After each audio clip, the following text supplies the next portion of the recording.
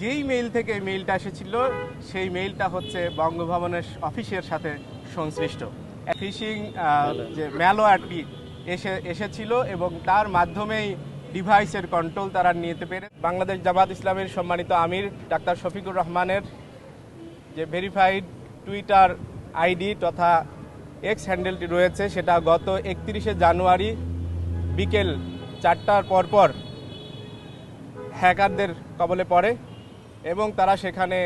4:37 একটি অনাকাঙ্ক্ষিত একটি পোস্ট সেখানে পোস্ট করে এবং সেটা কেন্দ্রীয় আইটি টিম সেটা কিছুক্ষণের মধ্যেই 4:55 সেটা বুঝতে পারার পরে খোঁজখবর নিয়ে আমরা যারা এই আইডি পরিচালনা করার সাথে যুক্ত তাদের সাথে খোঁজখবর নিয়ে আমরা জানতে পারি বুঝতে পারি যে আইডিটি হ্যাকারদের কবলে পড়েছে এবং হ্যাকাররা এই পোস্টটি করেছে। এই মেইল অ্যাড্রেস থেকে আমাদের জামাত ইসলামের কেন্দ্রীয় অফিসিয়াল মেইল যেটা রয়েছে সেই মেইল এবং ঢাকা মহানগরী উত্তরের যে মেইল, ঢাকা মহানগরী দক্ষিণের যে মেইল, এরকম করে আরও বেশ কিছু মেইলে সেখানে যে ফিশিং যে ম্যালওয়্যারটি এসেছিল এবং তার মাধ্যমেই ডিভাইসের কন্ট্রোল তারা নিতে পেরেছে এবং ডিভাইসের কন্ট্রোল নেওয়ার মধ্যে যে সেশন চুরি করে সেখান থেকে আসলে এই আইডিটির মধ্য দিয়ে তারা তাদের কথাটি প্রকাশ করেছিল। যেই মেইল থেকে এই মেইলটা এসেছিল সেই মেইলটা হচ্ছে বঙ্গভবনের অফিসের সাথে সংশ্লিষ্ট অ্যাসিস্ট্যান্ট প্রোগ্রামার @bongobhavon.com.bd। আমি আবার বলছি অ্যাসিস্ট্যান্ট প্রোগ্রামার @bongobhavon.gov.bd। তো এই মেইল যেহেতু বঙ্গভবনের সাথে সংশ্লিষ্ট মেইল, সেখান থেকে এই ম্যালওয়্যারটি পাঠানো হয়েছে টার্গেট করে আমাদের বিভিন্ন অফিসিয়াল আইডিতে। সেটা আমরা কনসার্ন ফিল করেছি যে সরকারি এই দপ্তর থেকে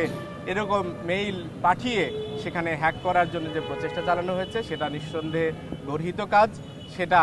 আমরা আশা করেছিলাম যে আমরা সেটা প্রকাশ করার পরে এই অফিস থেকে সে ব্যাপারে তারা কি করলেন, কি উদ্যোগটা নিলেন, তদন্ত কি হলো সে বিষয়গুলো আমাদেরকে জানাবেন। কিন্তু আমরা এই কয়েকদিন পার হলো, এর মধ্যে দিয়ে তাদের কোনো রেসপন্স না পেয়ে আমরা আজকে সরাসরি এখানে অফিসিয়ালি দেখা করতে এসেছিলাম এবং তাদের কাছে আমাদের সেই লিখিত অভিযোগপত্রটি দিয়েছি।